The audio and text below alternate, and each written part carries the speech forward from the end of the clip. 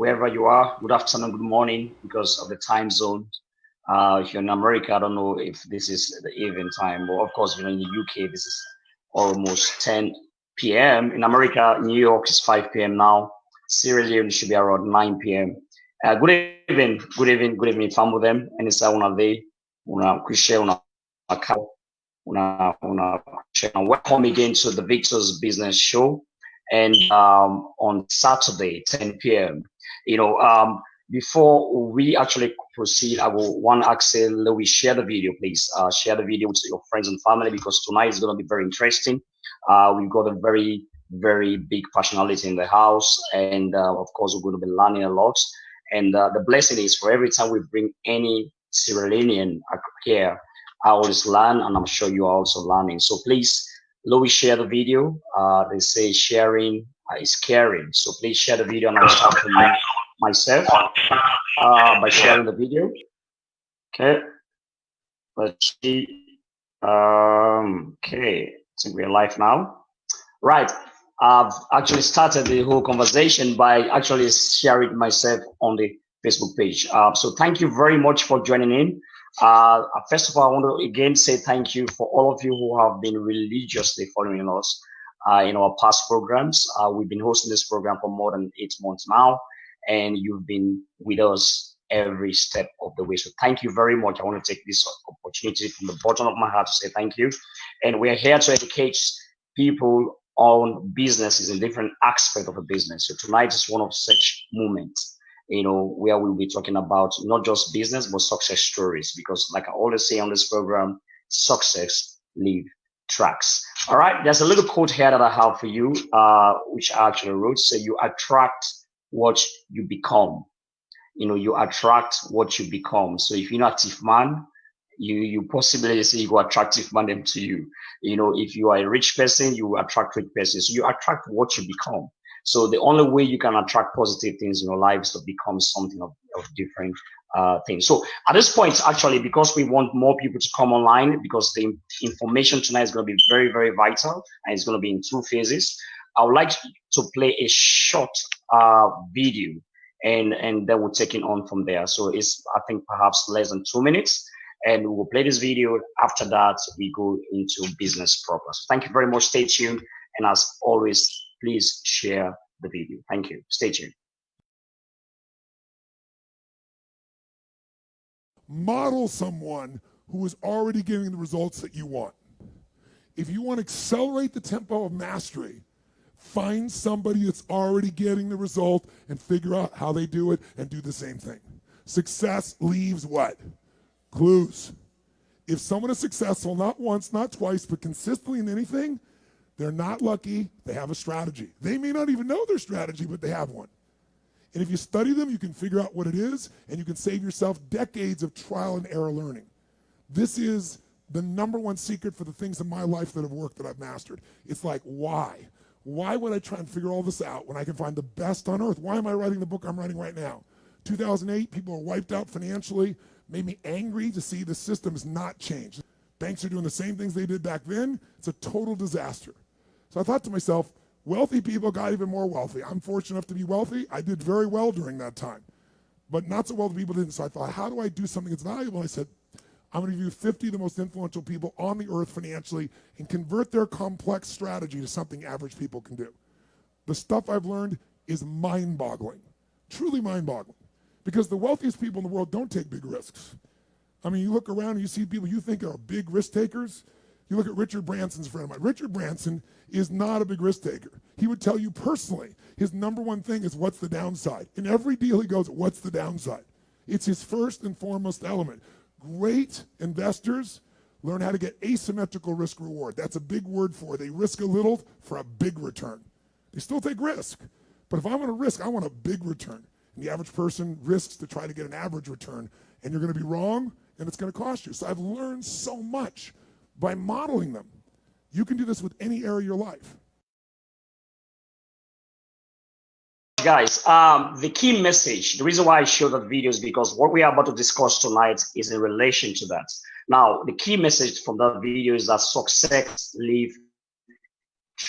Now, Sierra Leone is by far one of the most difficult environment for any young person on earth. The reason why is because the opportunities there we say are very limited. Although I see a lot of opportunities, of course, if you are living in Sierra Leone and you've never perhaps gone out of Sierra Leone, you will always think that the opportunities are less. And of course, comparatively, comparing Sierra Leone and UK or any other European countries, we can see that there are more opportunities here. Perhaps things are much easier to implement in the West than in Africa or in places like Sierra Leone. So, but the thing that I always say is this: whilst we are complaining, some people among us are busy succeeding. Now you have to ask yourself a question: why is it that in that same Sierra Leone, some people are succeeding and making waves, whilst others are still struggling or complaining? So that's why we have programs like this. So tonight's program is going to be based on two key aspects.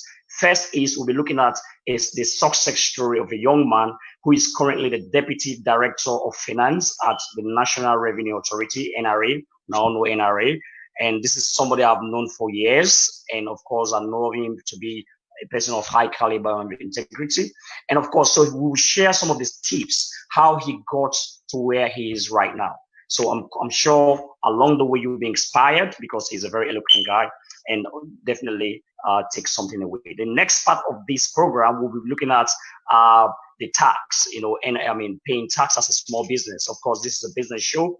And because he works for the National Revenue Authority, so he'll be giving us some advice, pieces of advice on what to do as a small business. Because a lot of people operate businesses in Sierra Leone and they don't even know that they have to pay tax. And sometimes they run into the law and they get punished. So knowledge is actually brightens you to make more decision. So that's why tonight we have a caliber, we have a very big gentleman by the name of Edwin Conteh. I will not even attempt to introduce himself. So Edwin, welcome to the Victor's Business Show. You're welcome, sir. Thank you very much, Doctor, my friend and brother. And I also want to say to everyone listening, I'm humbled to be on the show. And as much as possible, I'll try to pass on what I know, which will add a value to all of us. Okay. So for me, that's what I want to say. Go ahead, sir.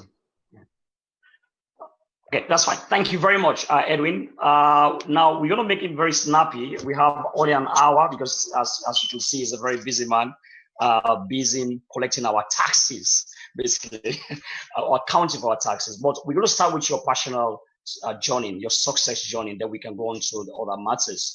The first thing I want you to do is to describe yourself in one word, sir. So if someone was to ask you on the street, Edwin, who are you? Describe yourself in just one word. I'm a humble guy. Yeah, a humble guy. So he's a very humble guy, but so we take his word for it. He's a humble guy, of course. I can testify to that. He's very gentle, he's very humble, as you can see as well. Okay, and the next question I really want to ask you before we go deeper into your success story is that what motivates you to get out of bed in the morning? So what wakes you up? Because the mornings are very difficult times. I struggle a lot to get up in the morning. So what sort of motivates you to get up in the morning? Okay, what motivates me to get up in the morning is the fear of failure. The fear of failing myself and failing those who depend on me. Wow. Both from the family perspective and from the nation perspective. Wow. That's what drives me up every morning. Wow. So you have a huge responsibility, you have a sense of responsibility, and you believe that if you don't do it, nobody else is going to do it for you. And because you have people who are dependent on you, and which is true, and also you are afraid to fail. That's something we'll address at some point because, of course, we know that failure is part and parcel of life. But thank you for sharing that moment with us. Now, another teaser before we actually go deeper is that what would the closest person in your life say if they ask them, what is one of the characteristics that totally dig about you and the one thing that drives them insane? What is that thing?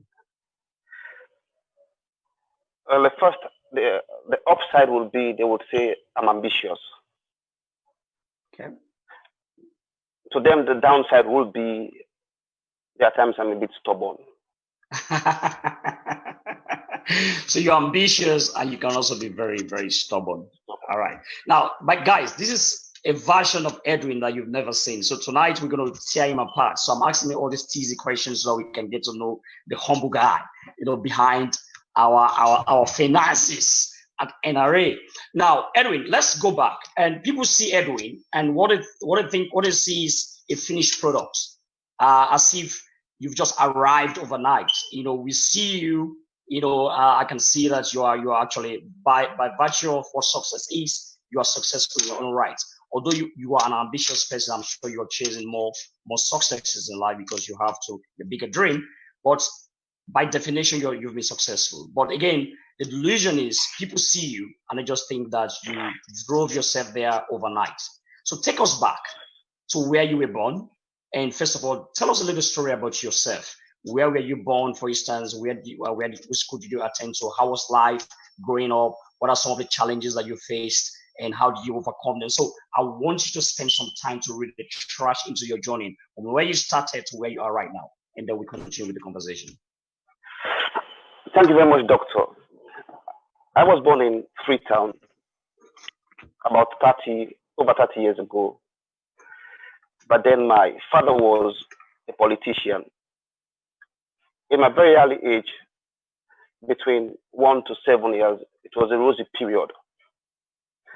After that, we ran into difficulties which would be unimaginable to even talk about. But let me just take you through some of the things which I went through. I had to leave Freetown to Matthew John to attend school for two reasons. One, because the family then had issues in terms of being comfortable with the basics of life. And secondly, my father wanted me to be in contact with my home, which is Matthew John. When I went to Matthew John, it was like a whole crazy ball. We had a principal who was like a fatherly figure to us, but the rest was tough. We ate condo once a day, and Doctor, you know what condo is, and yes. The source is not right home about. I attended 2 years in Matru. Then there was a night when I dreamt the town was attacked by rebels. So we were at the John River, we were washing. Then I told my friends, I said, I dreamt rebels attacked this town. And one of the guys was like, I still remember his name was Emmanuel. He was like, Edwin, they are coming to burn your town. He wasn't taking the whole thing serious. And I left the same morning. There was a guy whose name was Vandy. He was driving one of the vehicles. I actually begged him. I said, I don't have money. Please take me to Bo. My mom will pay. He took me to Bo. The day I left Matru, the next day, the rebels attacked. And some of my siblings were captured, and the rest is an awful story. I came to Bo, where I eventually spent some time for about 2 to 3 months before I left. But I was in Bo when Bo was attacked. I was with my younger brother, who is now a pastor for we went out. And on that day, the rebels attacked Bo. We weren't at home. It was sad. It was crazy. I still remember the song they were singing, Geneva Kill Rebel, Geneva Kill Rebel, wherein a lady had cut off the head of one of the rebels and they were dancing all over the town with the head. Wow. At that age, I wasn't even 11 years, I could vividly remember. From then, I came back to Freetown. I attended the Prince of Wales. But I always go to Bo because my mom has always been in Bo, and Bo is like home to me always. There were times during my early ages wherein I had to wake up early in the morning just because my mom needs me to accompany her to, how do we call it in a local dialect, to call death, so that we could have something to eat or something, sort of thing. There are also times when we waited till 4 or 5 o'clock before somebody had to go to the market to buy bonga. That's how they call it here. Fode. My younger brother Fode did that stuff. That's why he cooks very well. He goes to he goes to the market around 4. He buys those maybe the bonga, and at times you just sprinkle the palm oil on top of the bonga and you eat. It was tough, but I'll say this to you, doctor, and to everyone listening. Even during tough times, we need our parents to be steadfast. Yeah. To instill in us that thought that even though it's tough, you can make it. Be upright, be honest, and education is the key. After that, I sat my O levels at the Prince of Wales School. I went for having the BSc honors Oxford Brookes, and did my ACCA. The rest is history. There are certain times which I can really remember when, even though I think I was strong coming up, but there are times when I knew it will only be God to take us out of those situations. And these tough times prepared me in life. Because if you've been in a situation where you and your elder brother, there's one thing which we called the NCNC, which was called the no contribution, no chop. If you don't contribute, you don't eat. So even if it's your brother or whosoever, if you don't contribute, you don't eat. So what that taught me was you have to strike for yourself. You don't have to depend on people, because if you don't contribute towards your own growth, you won't succeed in life. So I mean, in a snapshot, I think that's it. Wow, yeah. Wow. I actually felt, the honest truth, I felt like crying. I know the story already. I actually know the story, but it's good that we are seeing this live on TV, because we need to inspire our youths, because I've spoken to a lot of youths, and one of the huge problem of our country is youth unemployment. And when you ask the youths why are they unemployed, even when some of them have degrees or diplomas, they still keep telling you, they keep blaming the government, they keep blaming other people, because we have this culture of dependence, and exactly, which is what. So at a very early age, you were able to recognize that the only way you can survive, one, is to be educated, two, is to be independent. That's exactly what I've learned from you. And also what I've learned is that no matter what happens in those tough times, you kept your head high and you kept going as a family. And another thing I've learned also, at the beginning of your life, it was rosy. Some people actually were born, sometimes, your parents have got some good job and they can take care of you. At some point you were actually younger, something happened, and your dad said, what, we need to resize or downsize and go back to the village so that we can make sure that we make ends meet. So, right, that's really good. Now, let's talk about your motivation, about doing finance, because your specialism is finance.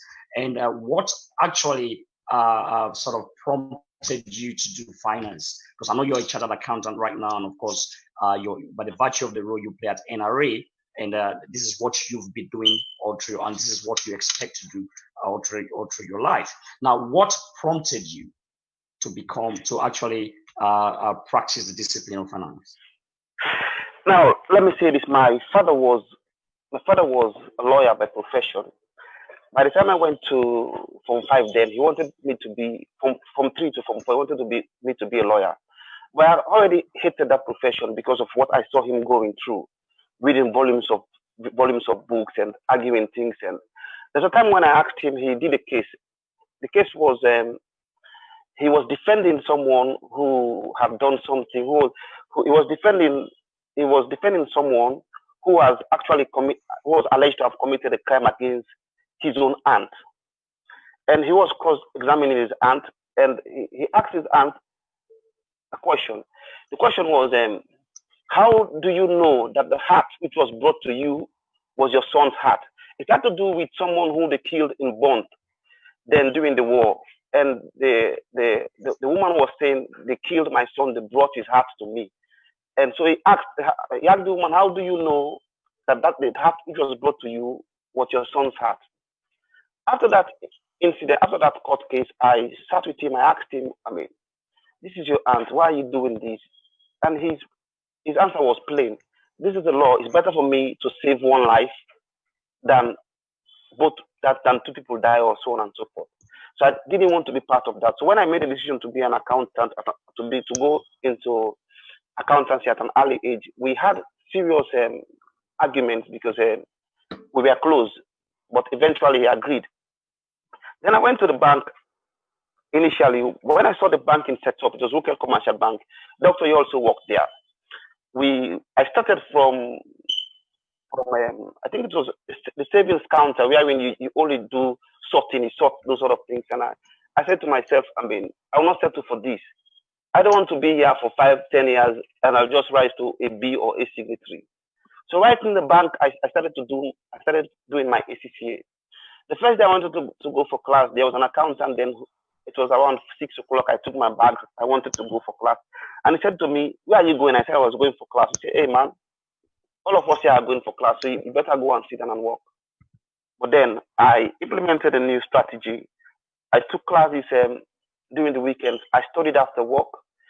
And I knew then that the only way I could rise as much as I wanted, for example, even in the bank, I had to do something which people at the bank then weren't doing, and that was the ACCA. So that was my motivation. Wow, right.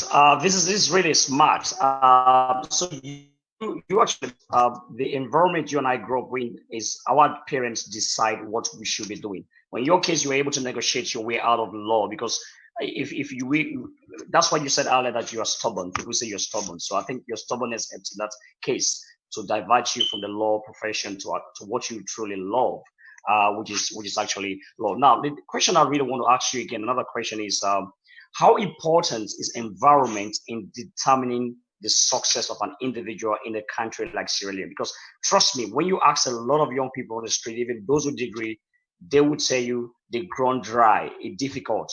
It's all about complain. Now, instead of maybe perhaps thinking about how do I get out of this situation?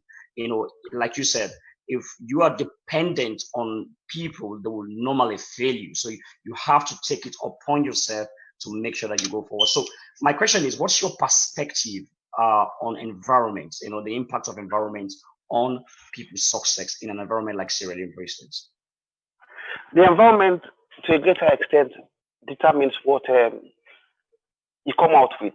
But it depends also upon your mentality, how you view the impact of the environment upon yourself. Now, if things are difficult, during those difficult times, there should be your learning curve. There should be your learning period.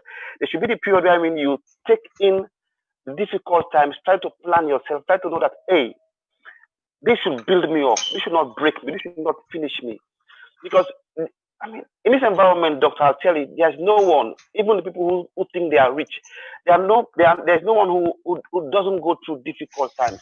But what makes you excel is how much you react to those difficulties. There should be a learning process for you. I'll give you an example. During the time when we were young, there was a time when the rebels attacked Freetown. And by then we didn't have much food at home. We didn't have much to eat. So every day we had to risk going to the market, even though the rebels were in town, for example. So that should serve as a guide, for example, in the future, as much as possible, if you're in a position to provide for yourself, to save, to store. So I'm just giving you a simple example of how you should learn from difficulties, from problems. Because if you don't learn from them, there's no way you're going to improve or progress. That's true. I perfectly agree. So one thing I'll take away there, and I'll take that from you, is that you learn through your difficulties, and there will always be difficulties, of course. No, even difficulties actually surrounded by, all of us, even the rich and poor. So we are blessed with difficulties, but it's how you respond to it, how you learn from those difficulties and build yourself to what you want to become. So that's very, very vital. Thank you very much for that. So what would you say then to somebody who wants to, for instance, pursue finance as a profession, but the parent is saying, no, you have to be a lawyer or you have to be not accountant or something different. What would you say to them? What sort of negotiation skills were you able to learn at a very early age that you can be able to tell or sort of share with our audience exactly those, because it still happens right now as I talk to you. As I was speaking to a gentleman one of these days, and he's a very clever guy, and he wants to go into the film industry. I think he needs to be a lawyer, because he thinks that that's the only way you can make money. So what would you say? What sort of advice would you give to our youths that are facing such difficulties? First of all, your results should support what you think you want to do. Because if you haven't doing well in the areas which you think you want to pursue, then it's not a basis for you to actually even put up challenges with your parents. Just the other day, I think it was last week. Yes, I was going through a debate point which was given to my son. It had to do with it said our parents. Should parents be involved in making career decisions for their children? We went through it together, and one thing which came out clearly is the parents should play a supportive role. They should play the supportive role, but at the same time, they should also be convinced about what the child can do. Because so the child cannot just come up and say, I want to be a film director, when in fact, there is no basis there. There's nothing which shows. But I believe that most parents, when they see your results, they see your attitude, even though they might have thought to themselves that, let this be the case, they will always come back and say, at the end of the day, let's give this child a chance and see what comes out. But you have to prove yourself in the first place. That's true. So your results determines the outcome. So you have to, first of all, make sure that you support your evidence with whatever you say. You want to be a film director, the advice is make sure you prove the skills, show them. And I'm sure if you show them, and they should be willing to listen to you. So at this point, we want to take a short break. And when we come back, we still continue the interview, but it's going to be purely on NRA, his role at National Revenue Authority, and how, if you're a small business or big business or importer or exporter, there's certain pieces of advice that he'll be sharing that will be very beneficial to us. So please stay tuned, and we'll come back after this short break. But of course, we'll continue with the interview again, and I'm sure that there are a lot of information that you take from this program that will be helpful to you as a small business, big business, or somebody who is just importing and exporting goods and services out of Sierra Leone. Thank you. Stay tuned and continue to share the video. Are you having drop calls because of low credits? Well, worry no more, because 24/7 Top Up brings you online top up capability. Relatives and friends in the diaspora can now send top up directly to your AfriCell phone number by visiting www.247topup.com. Tell your relatives and friends to visit www.247topup.com to send credits to your AfriCell phone number. It's simple, fast, and secure. Select country, select cell phone provider, enter phone number, enter amount to send, enter payment information, review order summary, click send top up. Don't waste time. Hurry and spread the word. Keep talking and stay connected with the people that matters most to you. Brought to you by 247topup.com, an entity of Baja Technologies.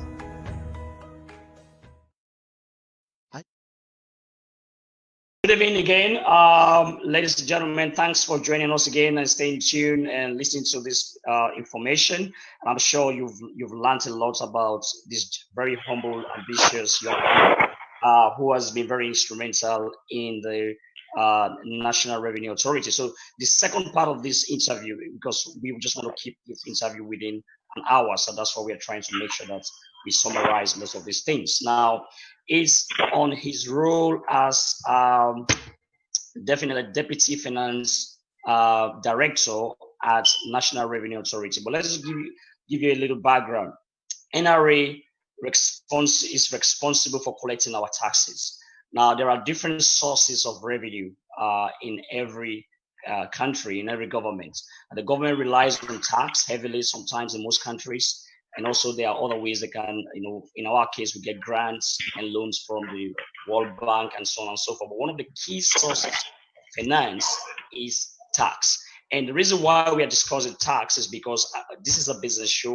And as businesses, we need to pay what we call corporate tax. We need to pay corporate tax. If you're a small business or is a sole proprietor, a partnership or a company, you have a responsibility to actually pay tax if you are making some certain amount of profits. But again, I'm not the best person to tell you about the rules in Sierra Leone or the rule of NRA in Sierra Leone. We've got the person in the house. So Edwin, I want to bring you back in and we want you to kindly just give us an overview of what NRA stands for and what it do. What are the key roles and responsibility of NRA in Sierra Leone? Okay, basically what we do is to assess and collect taxes, custom duties, and other revenues specified by law. So broadly, that's our role. Okay, so you collect taxes, and of course, one of the taxes you collect is your the income taxes. That's the pay as you earn. That's individual taxes that works as employees. Another tax I'm sure you collect is GST or GSST, general whatever tax. Yeah, GST is called. Here we call it value added tax, VAT, so it's a bit different. And also you collect corporate tax from businesses. Now, if I was a small business, Edwin, and I want to open a business, or let's say I was a small business, what sort of advice would you give to us? What is expected of a small business? Now, the first issue I want to bring out here is compliance. It's compliance. Businesses, whether you're small, medium, or large, you should comply with the laws of the land. And compliance begins from registration. When you register your business, be it a sole proprietorship, a partnership, or a company. And for us, for the sole proprietorship and the partnership is registered at the office of the Administrator and Registrar General, and for companies is the Corporate Service Commission. When you do these registrations, during the registration, the NRA ensures that you are provided with the TIN number, which is the Taxpayers Identification Number. That's the number which we use to know or to identify our clients, the taxpayers. Now, that brings me to what we refer to as segmentation. We have structured the authority in such a way that we have what we refer to as large taxpayers, the small and medium taxpayers, based on the turnover. But such information could be deduced from our website.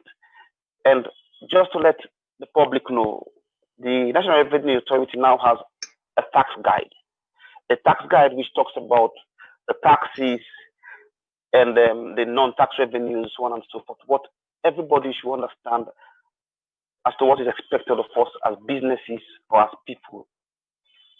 Okay, that's fine. So if I was, let's say, an owner of a keke, for instance, am I still expected? Let's say I run a keke business and I only have one keke that I'm riding. Am I expected to register with NRA to get a TIN number that you're talking about? For tax purposes, yes. But then if you look at the tax guide, there are thresholds. There are thresholds where you are expected to pay taxes in terms of turnover. If the turnover is less than 10 million or so, I mean, there are rules for that. If it's over that, there are rules for that. So basically, I mean, a detailed analysis could be brought out if a proper review is done on what is in the tax guide. And because as I speak to you, we are doing so much sensitization in terms of ensuring that the public understands where we stand as far as the responsibilities of our tax clients, and also what we do with these funds as a nation. Okay, that's fine. So so that suffice to say that now, because the thing is, people think once they register for tax with NRA, say you're starting a business, you've registered with NRA, get a TIN number. The normal thinking process is that they will start paying tax right away. So what you're saying, from what I'm gathering from you, is that it's your legal responsibility to register for tax if you're doing a business. But again, for you to pay tax, there are certain thresholds. Is that what you're saying? So in other words, for instance, you will say if your turnover is, let's say, 10 million a year, which sales 10 million a year, for example, you don't pay tax. But anything above 10 million, you will pay X number of tax percentage on your tax. Is that what you're saying, sir? Yeah, because basically, I like to refer you. If I may, I like to refer you to. I humbly like to refer you to what is actually stated. I mean, first of all, the tax is based on turnover. The tax, I mean, the segregation is based on turnover. Second, the segregation is also based on limits and thresholds. So, which means if you're looking at large taxpayers, these are those above 5.5 billion. Then between 5.5 billion to 350 million, basically these are like medium taxpayers, and those below now fall under the small or SMEs, as the case would be. You understand?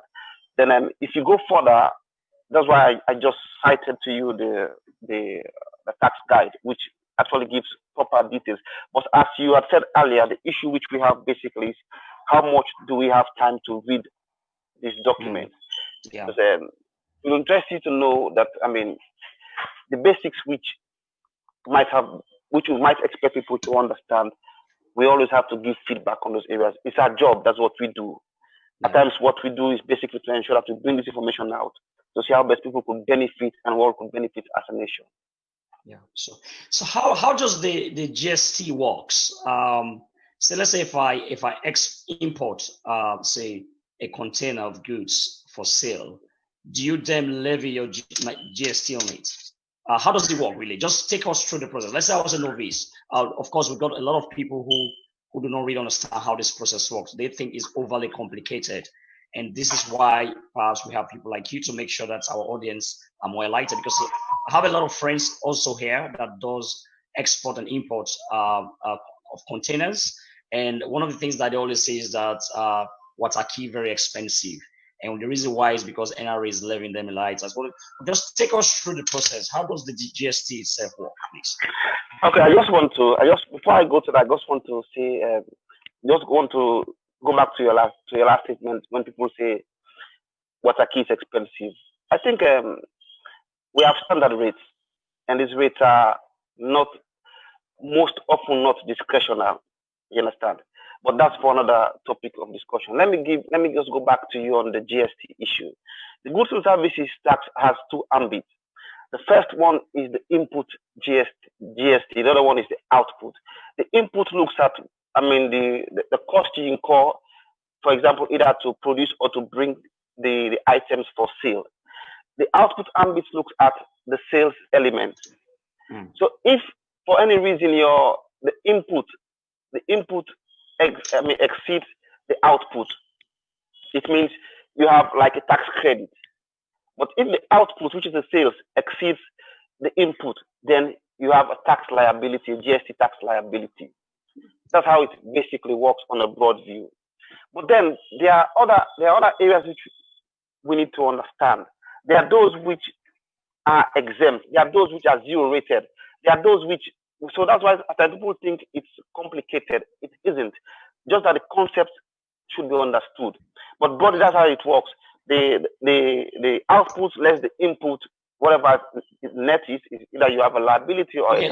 Let's break, Edwin. Let's break this down. I know this is not what you're here for. Today, you're really here for your success story, and of course, we've shared.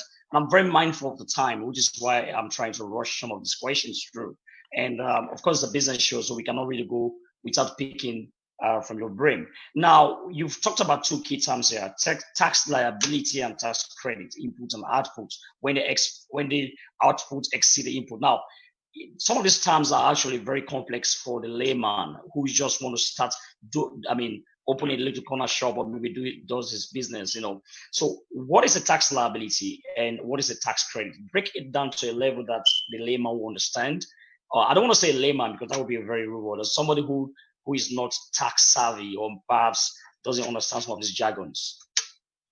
Okay, so when we talk about when we talk about the tax liability, this is a tax which you owe, which you should pay to the revenue authority.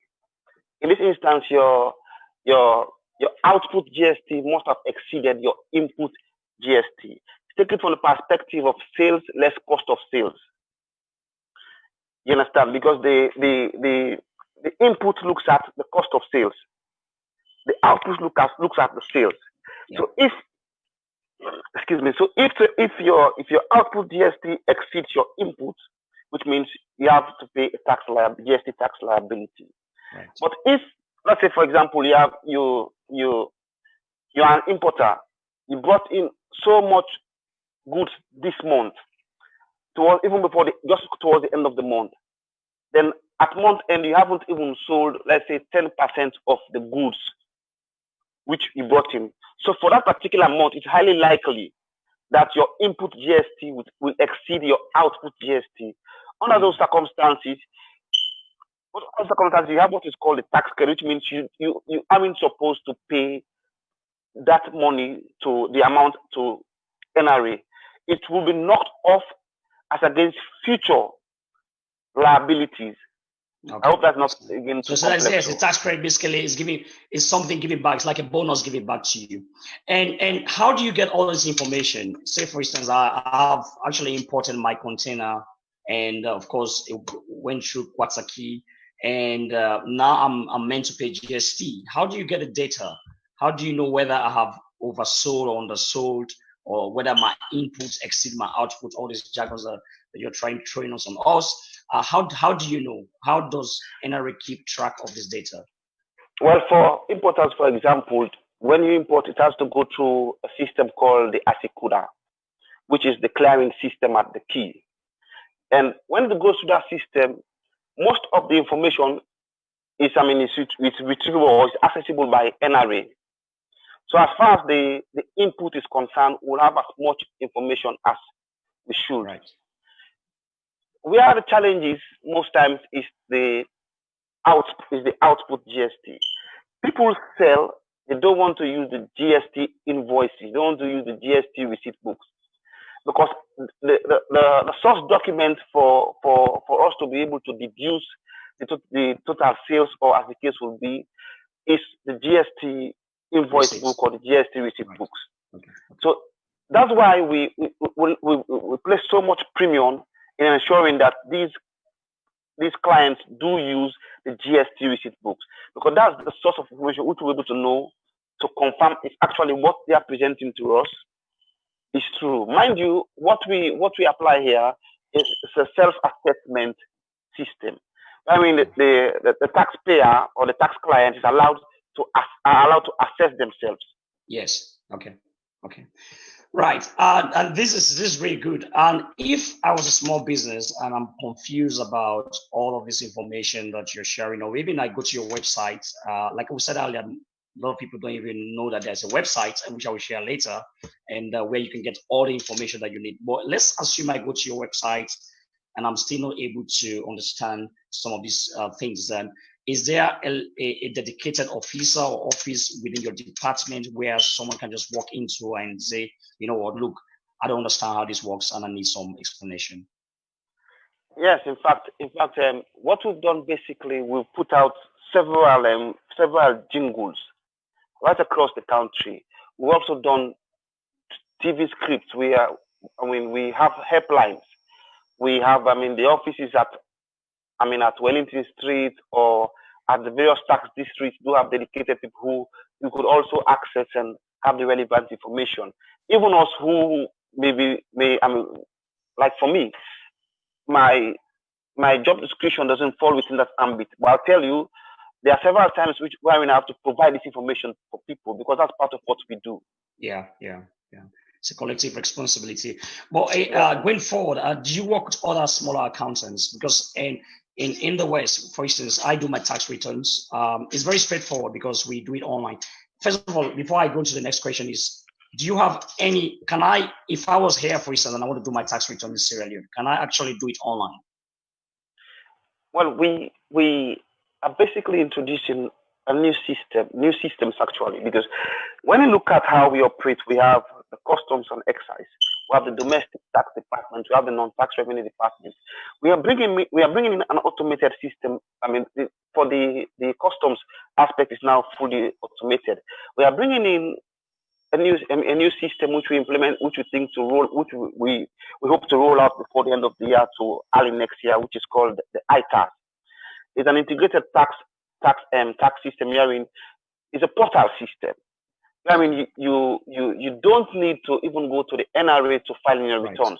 Right. Use your TIN, and you are able to access the portal, make your returns. We access it direct from our side. So basically, we're also bringing in these the electronic cash register, which basically will be used at various points. And this is all as a means of trying to automate the system to reduce the burden on the taxpayers, while at the same time increasing accountability and efficiency and transparency of the authority. Yeah. I think that makes sense. And another thing is to just listen, sort of facilitate what you're doing or implement some of this initiative rightly.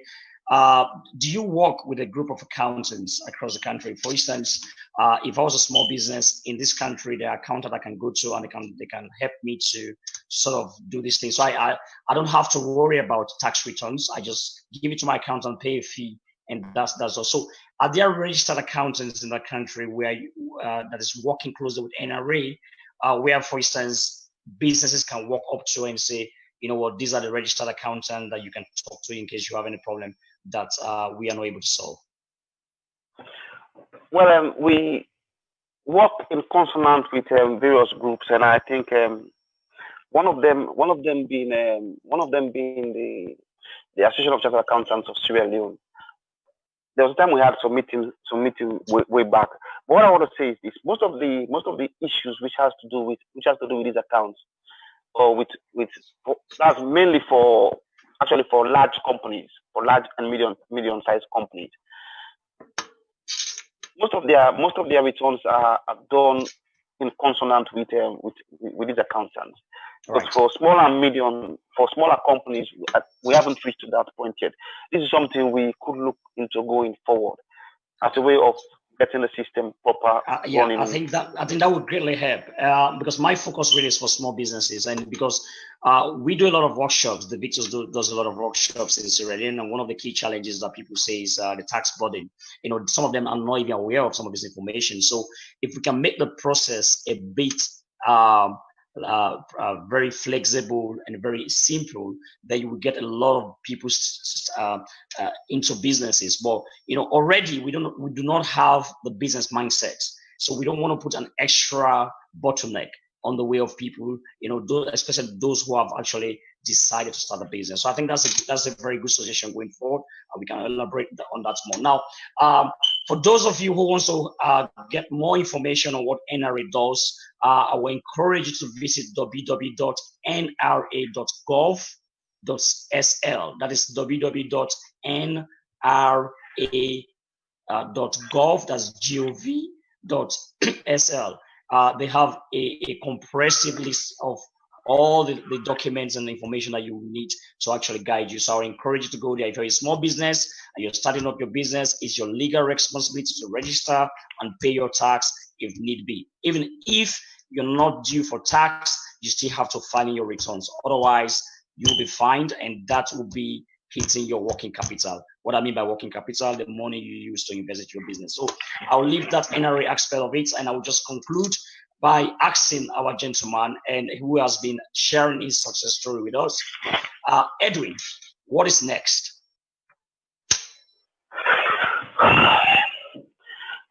For me,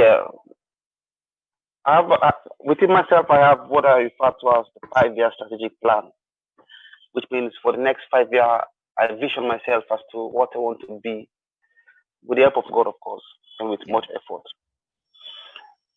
I'll say I'll still be in the finance profession for the next 5 years. After which, I'm honestly thinking. Exactly. Okay. I'm thinking of something else. You don't want to share that on TV. I understand.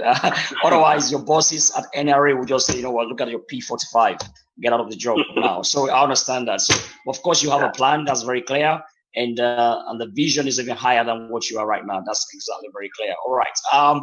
Then what sort of advice will you depart with? Because I'm very mindful of the fact that we are almost on time now. And if you were to encourage our young people, especially those who want to go into business or those who want to succeed, or those who have even graduated, but they are still finding jobs, and perhaps they are busy complaining, because they don't have the solution, the tools. What would you say to them?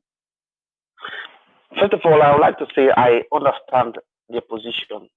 It's tough. After all of those years gone through university, you get to a stage where you think you should start reaping like automatically, but life isn't like that.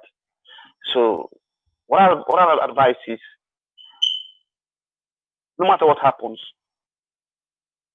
people should, or young people should try to understand that we all must put all hands on deck and ensure that you make the effort, because it's not easy. It's not easy from their side, not easy from anybody's side. But as long as you know that what you're doing is right, you make the effort and keep the faith, and always be ready for opportunities, because there are times opportunities just come up at any point in time in life. If you're not ready, if you're busy complaining, you don't prepare yourself, then you have yourself to blame going forward. That's true. And I like that. Be ready for opportunity. And that will be, for instance, even if you don't have any intention to travel right now, go and get yourself a passport.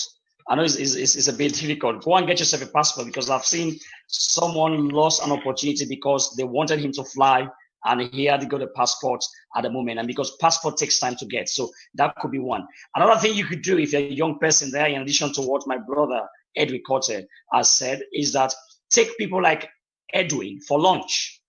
Take them, take the rich man for lunch. And the aim is to get them to tell you exactly how they get where they are. Because the truth is, success leaves tracks. I always say this, and I will say this over and over and over again. There's no need to invent things. Everything you want to become has already been done by somebody. So take Edwin. If you want to become the deputy finance or even chartered accountant, and that's what you want to be, you already have a finished product in the name of Edwin, for instance. And there are many of those in Sierra Leone. Identify them, ask them questions, and I'm sure they'll be very happy to share some of their success secrets to you, and perhaps even give you opportunities for you to, or maybe recommend you, because once they see the zest, once they see the preparedness in you, and you are being asked those questions, they will actually. So instead of complaining, let's look for solutions. I always say problems are everywhere, and that's exactly what we should learn. So instead of complaining, solution is the problem, is the way forward. Okay, Edwin, so what would be your parting word? Because we are about to run up the program now. I'd like to say we have won Sierra Leone. We all must continue to work to ensure that we improve our country in every way we can. And I also want to say I appreciate what you've done, and you're bringing out the light in this country, which we believe in the very short future we will see great improvement. Thank you. Thank you very much. And in connection to that, I want to read a quote from the richest man in Babylon. It says, "Our prosperity as a nation depends upon the personal financial prosperity of each of us as individuals." So in other words, for Sierra Leone to proceed, each and every citizen has to prosper. No, we're not just looking at a few cabal. If a few cabal is actually succeeding and the rest are not, then Sierra Leone will always be where it is. And how do we achieve this collective prosperity?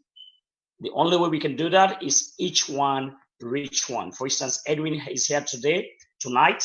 He's giving his time and he's sort of share some of his thoughts on what sort of made him successful in his own right. And so if we all can do that, reach one, each one reach one, and each Sierra Leonean pull one, instead of condemning each other, banging each other in the name of politics, APC, SPP, NGC. Yes, of course, we cannot all be in one political party, of course, because we all have different philosophy or philosophical viewpoints. But the truth of the matter is, when it comes to the prosperity of a nation, we all have to work as a team, even amidst our sort of differences. Because Charles Darwin will tell you, for instance, that no two people, not even identical twins, are exactly alike.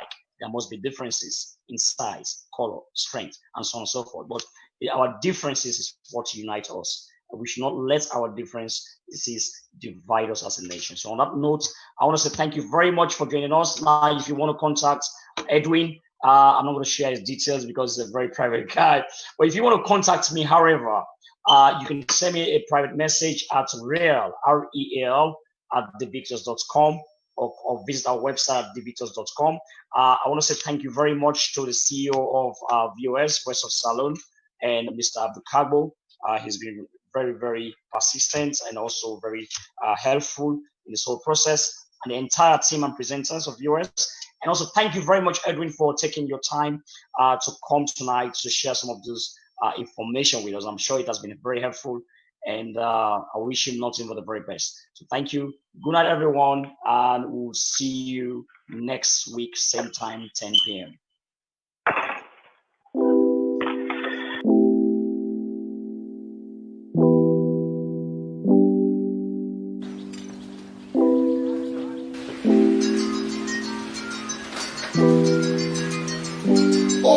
From Salone. Hello? Hello, Susan? Hello? Yes? Brother, comment you sell money to them builders and for me them rest this building here? Taxi they don't do nothing else. And I Hello? Hello? It's credit Salone. Let's send to book to.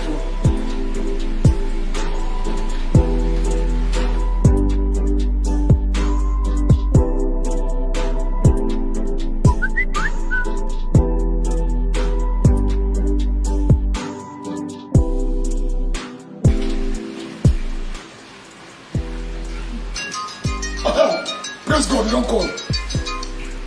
Yes, Susan? Hello? Brother, yes, I'm in some book that done. Yes! But let me say credit for you. That's true. You got God. You say for me some book in a salon, yeah? But how? Just tell you, Paddy, you neighbor or you fumble where they oversee any parts of the world for let it buy chop up for you online. You will get credit card or debit card where they oversee or any parts of the world. You can buy AfriCell chop up for them online. It's easy. Just go www.247topup.com. Right, 247 top up. That means you go there any side of the world. You send AfriCell top up to your brother or sister then now Africa.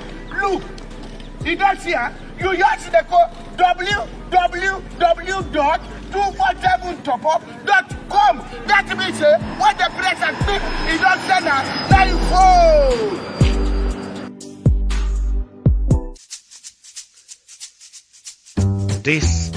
This na Dr. Haisibul with the Durham, North Carolina with another edition of True Say Talk Me.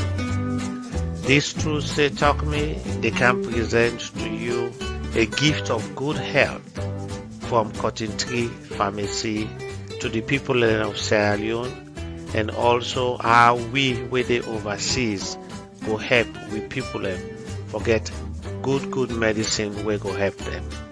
Conteh Pharmacy don't come for solve the problem, for help with people with well body, and for help them with medicine way they need, we go change their life. The government self not able to do it in Conteh Pharmacy they do. We were there overseas, many time them, we don't get a 4 o'clock morning call. When I call they come, they say, Sisi sick, your brother sick, your pikin sick, your mama sick, your papa sick. They begin ask you for money for buy medicine. We send money fitty fatter because we are so afraid that we fumble and go die. But Conteh Pharmacy don't come out with a way with people that will get through medication, and we self will able to pay for the medication the way they will get on time. We go help them. Conteh Pharmacy, day 17 Pademba Road na Freetown, and then get a website we go help with information. If you want calling a Freetown, the number na 232 306 11664. And the website na www.contehmedicalgroup.com. Then get all kind prescription medicine where you go want, and then get all the well body medicine. Well, I can't take you through the website. So you were overseas, England, Germany, Australia, and all about the world, even other countries in Africa, you will be able to buy medicine for your family. This now how the website they work. This now the website for Conteh Pharmacy. The address na 17 Pademba Road, Freetown, Sierra Leone. The telephone number na Freetown na 232 306 11664. The telephone number for WhatsApp and for call in America na 202-361-9155. And if you want to send email, you go send the email to customer service at contehmedicalgroup.com. So how these fine websites they work for the one that way they Freetown and for the one that way they America. Well, when you come at this website, first of all, you get for type in www.contehmedicalgroup.com www.contehmedicalgroup.com, and then when you come at this website, you go click on the menu. When you click at the menu, like here I go tell you the prescription process. So the prescription process is simply to tell you how it work. So as I may not say, Conteh Pharmacy now the only pharmacy na Sierra Leone way it require you for buy prescription, because they want to make sure say they do the right thing and people and get the right medication. So the first thing what you go do, you go take the doctor in prescription way right to the pharmacy na number 17 Pademba Road, Freetown. So if you get patients we sick na Freetown and you do overseas, tell and let them take them to a doctor. The way the doctor write the prescription, then take the prescription go na 17 Pademba Road. When they take the prescription go na 17 Pademba Road, then go take the prescription, then put on a computer, and then create what you call an invoice. Now the paper way you fumble with the overseas go use for make the payment. Then go give the fumble in name with it na America, na England, na Australia, na Germany, any side and then at the world. And then Conteh Pharmacy go send an invoice day to na person day who side and day na America, na England, any side at the world, either through their email or through WhatsApp, make them get the information. We na fumble with the overseas get them, then go make the payment. Then go na online, they make the payment, and then when they make the payment, quick one, they go left Conteh Pharmacy go no say they don't make the payment overseas. Then the patient go pick the medication, and if the patient never pick the medication, Conteh Pharmacy go make arrangement for let them go pick the drop the medication for the person who is sick. And so the other thing I want to show you now, and they get plenty other tabs the way you go see, but waiting Conteh Pharmacy they do. These are the community outreach, these are the pharmacy, these are about the